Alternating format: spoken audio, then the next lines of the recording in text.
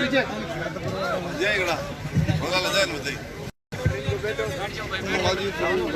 Minute. सबसे पहले तो बड़ू गांव के अंदर आज मांगीलाल जी जो फौजी साहब के नाम से जाने जाते हैं, ये आर्मी की 19-20 साल की सेवा फौजी साहब पूरी करके आज ये आपके बीच वापस समाज सेवा के अंदर जुटने के लिए आज आपके बीच आए। इस अवसर पर तेजाजी महाराज का विशाल जागरण का कार्यक्रम रखा और हजारों लोगों को आमंत्रित करके इन्होंने संदेश दिया कि जिस तरह मिलिट्री के अंदर मजबूती से मैंने सेवा की, उसी तरह समाज सेवा के अंदर इस इलाके को आगे ले जाने के लिए पूरे प्रयास मेरी तरफ से करूंगा। इनके उज्जवल भविष्य की मैं शुभकामनाएं प्रेषित करता हूं।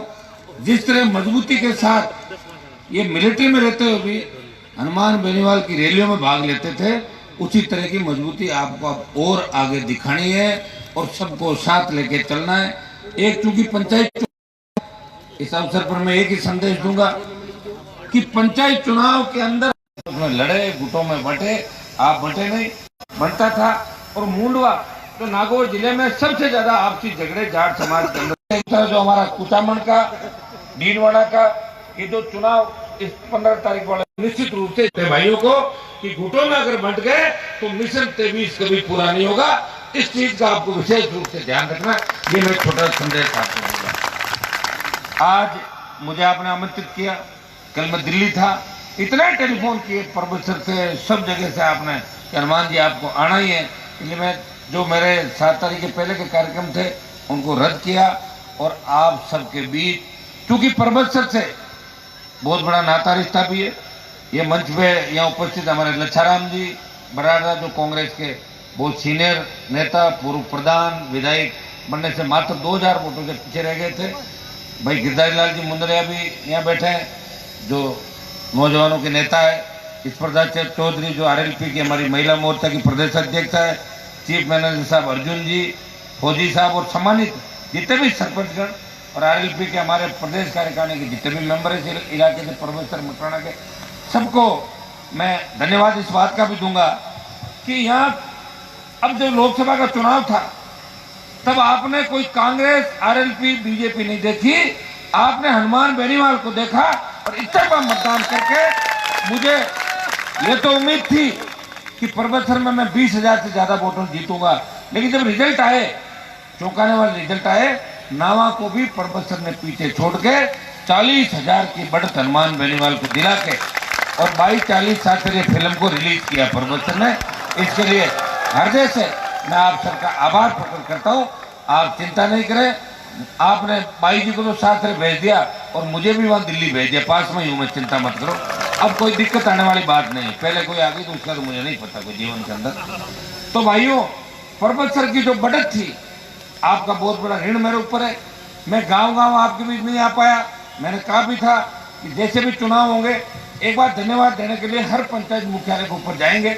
वैसे बीच में कई कार्यक्रमों के अंदर मैं उपस्थित होता रहा, लेकिन हनुमान बेनीवाल दिल्ली की पार्लियामेंट के अंदर आपके लिए लड़ रहा है, संघर्ष कर रहा है। आप देखते हो कि पार्लियामेंट जब भी चलती है तो निश्चित रूप से किसान जवान राजस्थान और नागौर की हर मांग, चाहे दलितों पर अत्याचार का मामला हो, चाहे बाड़मेर से लेके हमारा 11 जिले जो किसानों के बाहुल्य, हमारे समाज का बाहुल्य, वहां टिड्डी ने बहुत बड़ा नुकसान किया।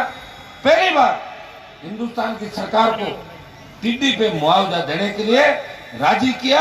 ये इतिहास में पहली बार होगा कि टिड्डी के लिए मुआवजा केंद्र की सरकार देगी। ये भाइयों, आपके सांसद की मेहनत का परिणाम है कि केंद्र का दल टिड्डी प्रभावित इलाकों के अंदर गया और प्रधानमंत्री जी खुद चिंतित है कि राजस्थान के किसानों को मुआवजा मिलना चाहिए, जो 1000 करोड़ का नुकसान यहाँ पे हुआ था। वैसे राम जब रूठ जाता है, लोग राज की तरफ देखते हैं, और यहाँ तो राज नाम की चीज राजस्थान के अंदर नहीं है। सिविल लाइन के अंदर एक एमएलए को लूट लिया, एमएलए को लूटा था ना इस पर नहीं, हाँ, मोबाइल छीन के भाग गए। बताओ कितने बड़े बदमाश हो गए। कि परवाह नहीं करते। ये राजस्थान जो अपराध के अंदर 17वें 18वें नंबर पर आता था, आज अपराध में 1 2 3 नंबर पर आने लग गया। हमारी बहन बेटियां सुरक्षित नहीं है।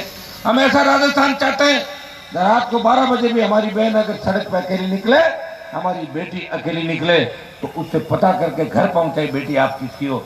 ऐसा राजस्थान चाहते हैं। और ऐसा राजस्थान कांग्रेस और भारतीय जनता पार्टी के 20 साल के जो मिलाजुली का गेम था, इससे ऐसा राजस्थान नहीं बनेगा।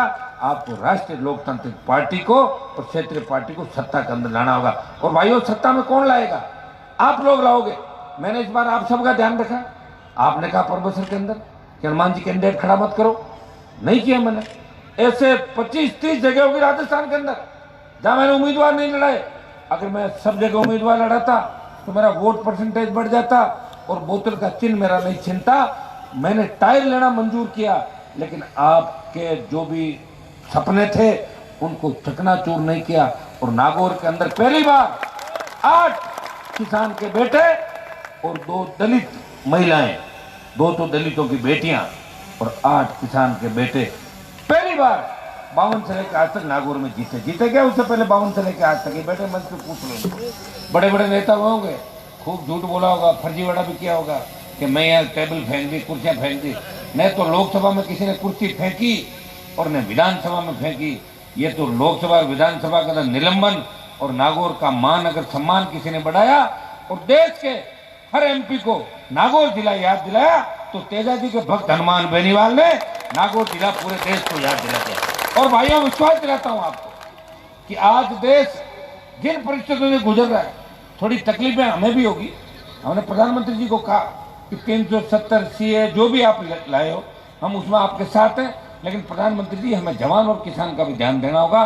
संपूर्ण कर्ज किसानों का माफ हो। जब धन्ना सेठों का कर्जा माफ हो सकता है, तो किसानों का 82,000 करोड़ का ऋण राजस्थान के किसानों का माफ होना चाहिए। हमने ये भी कहा कि किसान के बेटे तकलीफ के अंदर है। आजादी के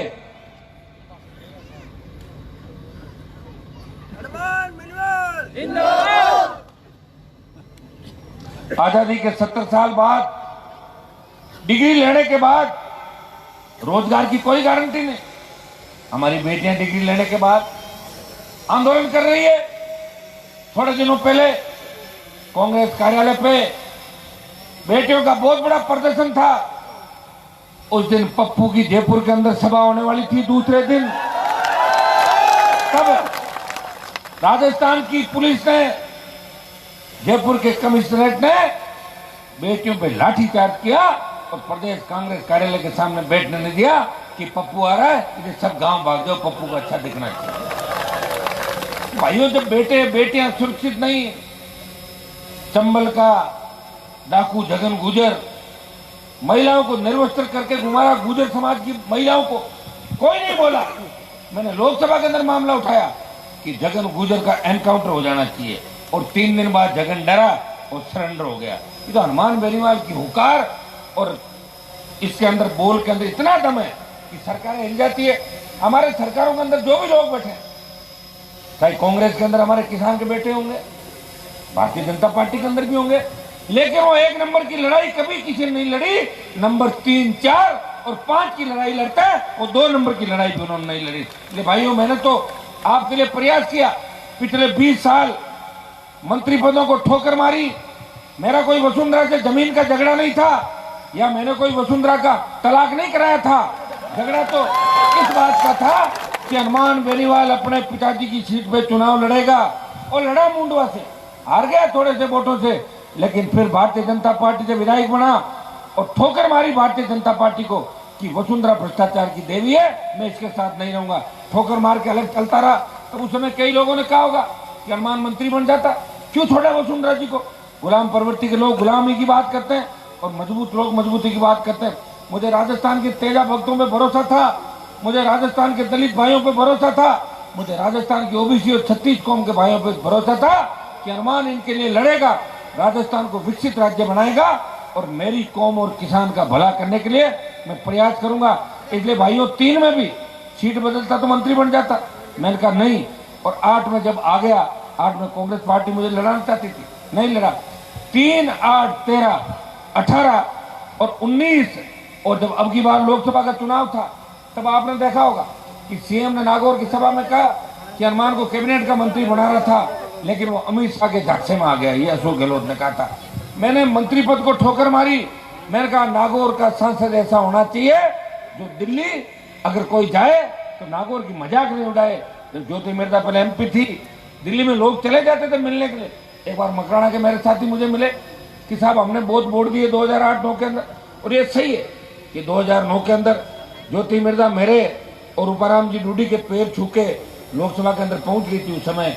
और जब लोग मकराना के लोग सिर्फ ज्योति मिर्जा से मिलने दिल्ली गए और कहा साहब हम आपसे मिलना चाहते हैं, तो बोला आप राजस्थान हाउस रुको, मैं वहीं आ रही हूँ। तो बैठे रहे, फिर बोले साहब बताओ आए नहीं आप, तो बोले आप मेरे गुड़गांव घर पे आ जाओ। जब वो गुड़गांव उसके घर पे गए तो फिर फोन पे बात करी, बोले आपको काम क्या बताओ, तो बोले साहब काम नहीं, हमें तो मिलना है, फोटो खिंचानी है आपके साथ। बोले मैं नागौर आ जाऊंगी, वहीं खिंचा लेना फोटो। तो आप समझ सकते हो, जो आपके साथ फोटो नहीं खिंचाना चाहती थी, अगर उसका घमंड अभिमान और नागौर के उन नेताओं का जो कुचेरा से फरमान जारी करते थे, अपने इलाके का कीचड़ नहीं मिटा सके, उस कुचेरा गांव के अंदर भी अगर कीचड़ मिटाया तो हनुमान बेनीवाल ने एक दिन का पड़ाव डाला, हाईवे जाम किया, एक मुकदमा दर्ज हुआ, चालान भी हुआ, लेकिन उस गांव का कीचड़ मिटा के मैंने स्वच्छता की शुरुआत उनके गांव से की। भाइयों, जो अपने गली और गांव का भला नहीं कर सकते, वो जिले और देश का क्या भला करेंगे। और इनका इतिहास उठा के देख लो, लंबी चौड़ी में बात नहीं कहना चाहता, क्योंकि अब तो मेरे हिसाब से वो अगर नागौर में घूम रही कर रही है, वो छोटे मोटे कामों के लिए घूम रही होगी। कभी बाड़मेर वाले के उसको लेकर टोल रही है, तो बाड़मेर वाला मन लगेगा हड़का ज्यादा कूड़ा है, जो कटे कटे तो इलाज मन जल्दी करना पड़ेगा लागे। मैं सोच रहा था कि हम समाज के लोग आपस में नहीं लड़े, पर अब देखो ज्यादा कोई का हड़का कूड़ा तो इलाज भी बहुत जरूरी है, तो वो समय रहते हो जाएगा। अभी समय नहीं आया, आते ही आपको तुरंत ही पता लग जाएगा इलाज हो गया। कौन से कोने में हुआ ये नहीं पता, इधर इधर कहीं भी हो सकता है। तो वो तो अब उसको लेके ढाल बना के घूम रही है। आपने क्या किया 70 साल के अंदर? ये वही बड़ू और परमेश्वर है, ये वही परमेश्वर है जिन्होंने नाथुराम जी के बेटे को भी वोट देके आगे रामनिवास मिर्जा के सामने आगे निकाला था। ये वही परमेश्वर का मेला है तो कितना भरा करता था। ये वही नागौर है जहाँ हमारे नागौर के अंदर कम से कम पशुपालन के अंदर तो 1 नंबर थे हम, लेकिन पीने का पानी भी आज 70 साल के अंदर नहीं ले पाए। अगर 50 साल पहले नहर की इनकी इच्छा होती, सोचते नहर आ जाती, तो परमेश्वर नागौर खींवसर और मकराना का किसान के बेटे बेटे हम जर्मनी इंग्लैंड अमेरिका के अंदर पढ़ते। लेकिन इनका एक ही काम था कि विकास नहीं करना है, इनको दिल्ली जयपुर नहीं दिखाना। अगर दिल्ली जयपुर दिखा दिया तो लड़के रोज आ जाएंगे और रोज हमारा पता करेंगे, हम वहां क्या करें, हमारी पोल खुल जाएगी। तो आराम से मौज मस्ती करी। कोई तो विदेश में जाके मौज मस्ती करता है, कोई दिल्ली के किसी कोने में करता है, कोई किसी होटल में करता है। तो भाइयों, इसकी वजह से ये जिला बर्बाद हो गया। मैं तो आपको इतना ही भरोसा दिलाता हूं कि हनुमान बेनीवाल इस किसान कौम के सम्मान के लिए लड़ता रहेगा, और लड़ते लड़ते कोई गोली मेरा सीना भी चीर के चली जाए, मुझे गम नहीं, क्योंकि मैंने राजस्थान के किसान के बेटों के अंदर वो जोश और ऊर्जा भर दी है जो भगत सिंह और तांत्या टोपे ने आजादी के आंदोलन के अंदर देश के जवानों के अंदर भरी थी। और ये उसी का परिणाम है कि बड़े बड़े नेताओं की दुकान बंद कर दी राजस्थान के अंदर आपने। और देश इस नागौर की ओर देख रहा है, देश देख रहा है कि नागौर वो संसदीय क्षेत्र है जहां से कोई आएगा, देश के तमाम किसान के बेटों को एक करेगा और दिल्ली कूच करेगा। भाइयों, मैं भरोसा दिलाता हूं कि हुंकार भरी थी हमने राजस्थान के अंदर जब नागौर से आंदोलन मध्य प्रदेश के अंदर हुआ, सरकारें झुकी, किसान का कर्जा माफ भी हुआ, पूरा नहीं हुआ था, लेकिन कर्ज माफ करना सरकार को सिखाया, मुफ्त टोल स्टेट हाईवे फ्री कराए, मुफ्त बिजली की घोषणा कराई, और 1 लाख नौकरियों की घोषणा भी हनुमान की हुंकार से राजस्थान के अंदर किसान के बेटों को मिली थी। दोबारा मुझे आंदोलन ही करना होगा, क्योंकि मैं आंदोलनों के लिए पैदा हुआ हूं नागौर के अंदर। आप चिंता नहीं करें, दिल्ली में तो प्रधानमंत्री जी का भरोसा है। मैं आपको विश्वास दिलाता हूं कि दिल्ली से नागौर में इतनी योजनाएं आएगी, इतने स्कूल कॉलेज खुलेंगे जो आप सोच भी नहीं सकते। मुझे परसों सियाज चौधरी साहब मिल गए थे सेंट्रल हॉल के अंदर, बड़े परेशान थे।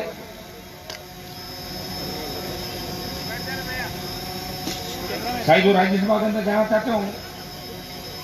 मैंने कहा मेरी शुभकामनाएं आपको, लेकिन सियाज साहब 5 साल आप मंत्री रहे, आप वसुंधरा के एकदम खास हाथ जोड़ के खड़े हो जाते थे। जब भी वसुंधरा आती, यूनुस खान आते, आप बिल्कुल झुक के खड़े होते थे।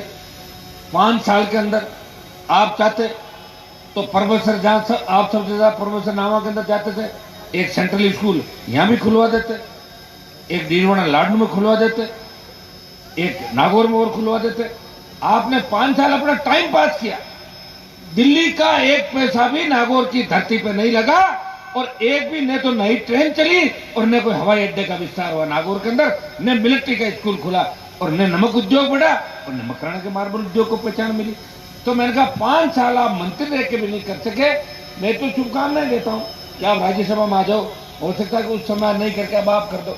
लेकिन आदमी 75-80 साल की जब उम्र का हो जाता है तो उससे इतनी उम्मीद नहीं की जाती। फिर वो अपने पोते पोती दोहिती उनका ध्यान रखता है, उनको खिलाने का काम करता है, फिर जिले का ध्यान नहीं रखता है। भाइयों, ये बहुत बड़ा दुर्भाग्य है। मैंने 10 साल के एमपीओ का रिकॉर्ड निकाल के देखा। ज्योति मिर्जा तो अपना बजट ही खर्च नहीं कर पाई। जब बजट खर्च करने की आचार संहिता लगी थी, विदेश चली गई थी दौरा करने के लिए, 3 करोड़ का बजट रह गया, लैप्स हो गया। जो लोग अपना बजट खुद का नहीं खर्च कर पाए और वो लोग आरोप लगाए।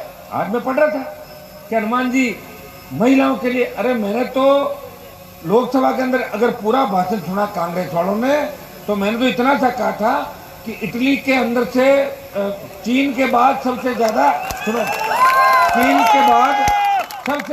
कोरोना के मरीज इटली के अंदर मौतें हुई है और ये बार बार आ रहे हैं। राहुल गांधी भी बाहर गए तो मैंने कहा इस परिवार की मेडिकल जांच करानी थी। तो आपने भाड़ियों बाढ़ की नाने जावेदन पाचो पूछा मैंने कहा, तो ये राहुल गया फिर ये गई, अरे भाई इनकी जांच कराओ, इतना का। इसमें देखो कांग्रेस कैसे, फिर हनुमान जी ने महिलाओं का अपमान कर दिया। क्या अपमान कर दिया मैंने? ज्योति मिर्जा ने तो नागौर के अंदर ये कहा था कि 5 साल में तो धनी आपकी लुगाई दाब जावे, तो बोला था, आपने सुना था चित्र। अरे मैंने कभी ऐसे अच्छी बात थोड़ी करी है। इनकी तो हर भाषा, हर बात, हम हनुमान को ये कर देंगे, वो कर देंगे। कहां से कर दोगे? तुम आधे से ज्यादा तो रात को मेरे घर के दरवाजे के पास रात को खड़े रहते हो, आधे किधर मिलते हो, आधे किधर मिलते हो।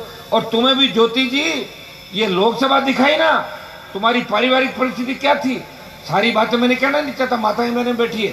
तुम्हें अगर लोकसभा के दर्शन कराए हनुमान बेनीवाल और स्वर्गीय रूपाराम जी डूडी, जिनके पैर छूके तुमने रूपाराम जी को तो अपना पिता कहा था कि तुम मेरे पिता समान हो, और हनुमान जी आप मेरे बड़े हो, जबकि मैं बड़ा नहीं हूं, उससे 2-3 साल छोटा हूं, फिर मुझे बड़ा भाई मान के आशीर्वाद लेके और लोकसभा के अंदर पहुंची थी। और जब हमसे झगड़ा किया उसके बाद लोकसभा में पास बना के जाना पड़ता है, बाहर ही निकाल दिया उसको पूरा, है चाहे कितनी बड़ी नेता होगी। और आजमाइश कर लेना, कहती मैं और चुनाव लड़ूंगी, लड़ लेना। अभी खिंवसर में लड़ा था ना, गहलोत को कोई भी नहीं मिल रहा है, चले कारतूस मिलते हैं, जब पावर में होते हैं तब तो हमारा विरोध करते हैं, और जब पावरलेस हो जाते हैं तब कहते हैं गठबंधन करो। पावरलेस से क्या गठबंधन करूं बताओ? फिर भी भाई मुझे देखो तो सही कि मैं सबको डाल के साथ डाल के घूमता हूं सबको। मेरे को हराने के लिए हर कोई आ जाता है, लेकिन मैं किसी को हराने नहीं जाता। राजस्थान में, हरियाणा के अंदर ये हुड्डा परिवार या 3 चुनाव में घूम रहा था, लेकिन हनुमान बेनीवाल इनके खिलाफ भाषण देने नहीं गया। खुलाओ साइंस का सब्जेक्ट, खुलाओ कॉलेज, खुलाओ महिला की। हमारे यहाँ पे अच्छे अस्पताल, अच्छी सड़क, पानी की व्यवस्था करो। हम हमारी बेटियों को पढ़ाना चाहते हैं, बेटों को पढ़ाना चाहते हैं। ये वही नागौर है जहाँ नरेगा में मजदूरी करके भी किसान अपने बच्चों को दिल्ली के अंदर अच्छी कोचिंग करवा रहा है, जयपुर में कोचिंग करा रहा है कि हमारे बच्चे पढ़े। लेकिन उनके मन के अंदर भी तकलीफ है। जब हनुमानगढ़ गंगानगर के अंदर जाते हैं, जब पंजाब के अंदर जाते हैं, जब मोहनगढ़ नाचना की तरफ निकलते हैं, तब कहते हैं ये नहर इधर क्यों चली गई, इधर तो कोई फायदा ही नहीं। उधर कहाँ फायदा? उधर तो जितना पानी दो उसकी 20% पैदावार है, और उससे 20% पानी के अंदर नागौर अकेला पूरे राजस्थान को अन्न दे सकता है, इतना बड़ा जिला है। लेकिन भाइयों, इसके पीछे कौन था? इसके पीछे वही लोग थे जिन्होंने 70 साल आपके वोट दिए। ये तो मुझे धन्यवाद दो। अगर मैं 20 साल बाद पैदा होता तो 20-30 साल और गुलामी नागौर के लोगों को करनी पड़ती। मैंने मेरे भाइयों को जगा दिया सबको। अब लोग कहते हनुमान जी तो मां पड़ गया लोग। अरे तो अकेला आदमी हूँ, एक आदमी, हमारी बात सुनो, कत्तो मोटर ट्रांसफार्मर वही बड़ा है, कौन बड़ा है? ये ट्यूबलाइट है, ये भी फ्यूज हो जाती है। एक आदमी हूँ जो लड़ रहा हूँ, और लड़ाई में बताऊँ कैसे कैसे। तुम सब ज्यादातर लोग आते हैं ट्रांसफर, पोस्टिंग, केस, मुकदमा, फाइल, सब जगह फिर पच मार के ना आवे। मैं कि पहले कहते थे, पहले के कांग्रेस वालों जोर लगाए ले, तो कांग्रेस को राज है भाई, कि थे चाहो तो जाए, तो मैं क्या हो जाए, मारू सीएम को झगड़ो चले, सीएम तो मेरे को देखना ही नहीं चाहता कि जिंदा क्यों है। अब मैंने मदद करी डिप्टी सीएम की, सचिन पायलट की, 5 MLA दिए, उसने पंचायत पुनर्गठन में मेरा काम कर दिया पूरा मेरे खिलाफ। अब ऐसे ही है, राजनीति चलती है। फिर भी बच्चों के जितने सेवा मैं कर सकता हूँ करता हूँ। और आप दिल्ली के अंदर जाके देखो, तमाम 5-6 स्टेट के लोग ये उम्मीद करते थे, आर्मी के जवान हो, चाहिए हमारे पैरामिलिट्री फोर्स के हो, चाहे दूसरे जवान हो, अपने बच्चों का देख के काम ज्वाइन करते ही घर कन ले पाते 2 महीना बाद। प्रयास करता हूँ, ये प्रयास का ही परिणाम है कि काम भी होने लगे।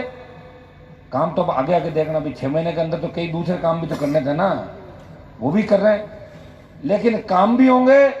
नागौर के अंदर इस बार दिल्ली की योजनाएं भी आएगी और मैं तो प्रयास करूंगा। मैं मिला था हमारे पटेल साहब जो मंत्री है, मैंने कहा वीर तेजाजी महाराज ने गायों के लिए बहुत बड़ी लड़ाई लड़ी, पटेल साहब आप भी किसान के बेटे हो, तेजाजी के इस खरनाल गांव का जो है, इसको हम राष्ट्रीय स्मारक कैसे बनाएं, इसके लिए अपने को योजना बनानी चाहिए। और मैं कोशिश करूंगा कि प्रधानमंत्री जी से मिलकर वीर तेजाजी महाराज के ऊपर कोई ट्रेन नए तरीके से, वीर तेजाजी महाराज के हिसाब से कोई ट्रेन चालू हो, कोई राजस्थान के अंदर कोई यूनिवर्सिटी का नाम रखा जाए। अभी मैं सूरत गया था, उस कार्यक्रम में 30,000 लोग थे, वहाँ के MP साहब को बुलाया मैंने साथ, मैंने कहा आप घोषणा करो कि अगली शिवरात्रि से पहले हम जब आए तो यहाँ भी तेजाजी महाराज की घोड़ी और मूर्ति प्रतिमा यहाँ सूरत के अच्छे चौराहे पे लगेगी। उन्होंने घोषणा की कि अगली शिवरात्रि से पहले तेजाजी महाराज की प्रतिमा का अनाउंस करवा देंगे। ये बहुत बड़ी घोषणा सूरत के अंदर कराई, मैंने सूरत में कराई है, बेंगलोर में भी कराऊंगा, जहाँ जहाँ भाजपा की सरकार है वहाँ तो मैं जाके कराऊंगा। मैं भी तो गठबंधन में हूँ आखिर, तो मैं इतना काम तो करूंगा ही आपका। आप चिंता मत करो, मैं कार्यक्रम बनाऊंगा प्रधानमंत्री जी का और नागौर को बहुत बड़े पैकेज दिलाऊंगा। मैं बातों से काम नहीं चलाता, ऐसे बातें कर ली चल दी। और भाइयों मेरी एक आदत और है, मेरा काम अगर ज़्यादा दिन तक नहीं होता तो मैं उस जगह रुक नहीं सकता, इसलिए काम तो करने ही पड़ेंगे, काम होंगे। अगर हनुमान फिर आपको जवाब क्या देगा बताओ? आप तो जवाब मांगोगे ना। अगर मान लो 24 में मुझे लड़ना पड़ा वापस, तो आप ही कहोगे कहीं करियो 5 साल, बताओ तो 5 साल लोग कहीं करियो, वो बताने बाद मन लड़ाई लड़नी पड़ी। ये लड़ाई लड़ते लड़ते किधर भी जा सकती है, मैं पहले बता दूं, उसके लिए भी तैयार रहना आपको, क्योंकि मैं आपकी पैरोकारी करते करते मैं खुद को मिटा भी सकता हूं, लेकिन मेरे भाइयों के सम्मान को ठेस नहीं लगने दूंगा। किसान कौम के लिए हनुमान बेनीवाल के खून का एक एक कतरा भी काम आ जाए तो कोई गम नहीं। इस कौम का सम्मान और झंडा इस देश के अंदर ऊंचा रहेगा। और मैं फिर बता दूं आपको, पहले तो हरियाणा और उत्तर प्रदेश के जाट नेताओं ने देश का नेतृत्व किया था, लेकिन भाइयों अब हरियाणा, उत्तर प्रदेश, दिल्ली और पंजाब के लोग कहते हैं कि एक बार राजस्थान को हमारा नेतृत्व करना चाहिए, हमने हमारा नेतृत्व देख लिया सारा। इसलिए आप चिंता मत करो, आने वाला समय आपका है। हो सकता है कि चुनाव के बाद 7 महीने बाद आपके बीच आया, वैसे आपके बीच तो आ ही रहा हूँ, रोज कार्यक्रमों में भी आता हूँ, लेकिन एक जो जिले का प्रोग्राम हमारा बनाना था गांव गांव, वो कार्यक्रम नहीं बन पाया। लगातार 15 दिन का समय नहीं मिला कभी, लेकिन अब मैं विश्वास आपको दिला रहा हूँ कि लोकसभा शायद मुझे नहीं लगता 3 अप्रैल तक चलेगी, क्योंकि कांग्रेस पार्टी रोज व्यवधान पैदा कर रही है। आप देख रहे हो कांग्रेस वाले कितनी गुंडागर्दी कर रहे हैं, बताओ, मारपीट करने पे उतारू हो रहे हैं। वो तो मेरे पे भी हमला कर देते उस दिन, अगर साथ नहीं आते तो बताओ कैसे, उनकी मम्मी का नाम आती कैसे उछले सारे दिन, क्या मारी मम्मी जी, थारी मम्मी जी घर गाँव बैठी है थारी मम्मी जी। तो भाई इसके लिए भी अपने को तैयार रहना है। हनुमान बेनीवाल दौरा भी करेगा और दौरे की शुरुआत पर्वत सर से करूंगा, मैं ये भी बता दूं आपको, और पर्वत सर से लाड़ दूं और लाड़ में फिर यूँ होते होते ठीक है। पर नागौर क्यों आप घूमता तो रहता ही हूँ मैं, करीब करीब कार्यक्रमों में आता हूँ मैं। MP बनने के बाद भी आया, पहले भी आया, MP बनने के बाद कितनी बार आ गया, आपके शादी में बाद में आया था ना, MP पहले थोड़े, अरे MP बने बाद आयो तो बेटे बनना लो या तो बनबाड़ बात फिर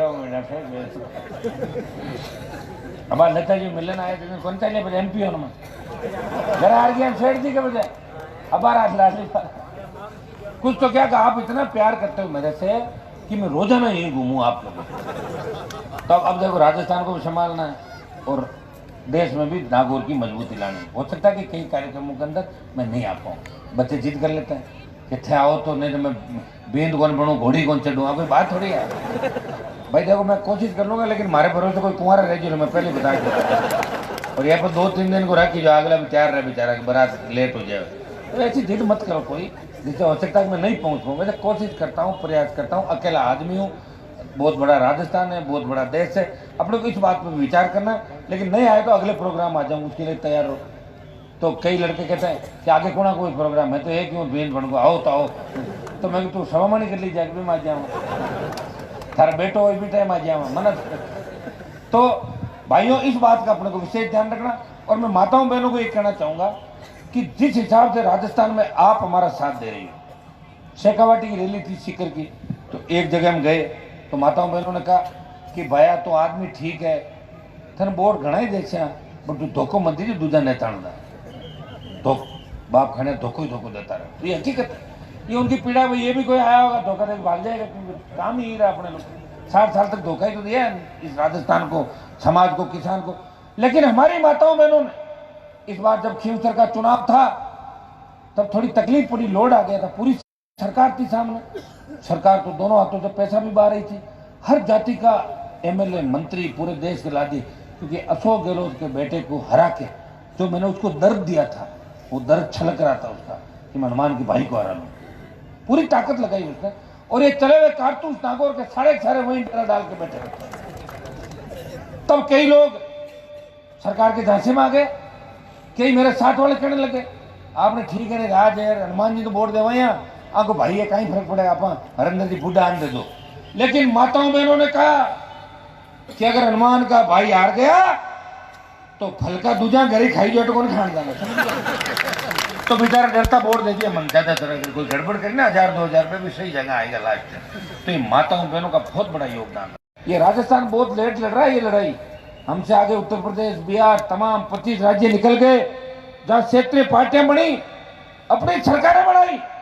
उत्तर प्रदेश, बिहार के अंदर 7% यादव, 6% यादव, मुसलमान और दलितों को साथ लेकर 3-3, 4-4 बार मुख्यमंत्री बने और 40-40 MP आपके लेकर आए। और मैं जिस कौम से आता हूँ ये अकेले 17% कौम राजस्थान के अंदर है। और हमारे दूसरे तमाम ओबीसी के भाइयों को साथ ले लें जो हमारे साथ जुड़ना चाहते हैं, SC ST अल्पसंख्यक भी जुड़ना चाहते हैं। अब तो 36 कौम आपकी तरफ देख रही है। हम बड़े भाई के रूप में चलेंगे, बाकी भाइयों की उंगली पकड़ के उनको भी साथ लेंगे, किसी समाज का हक और अधिकार नहीं छीनेंगे, हम रक्षक रहेंगे।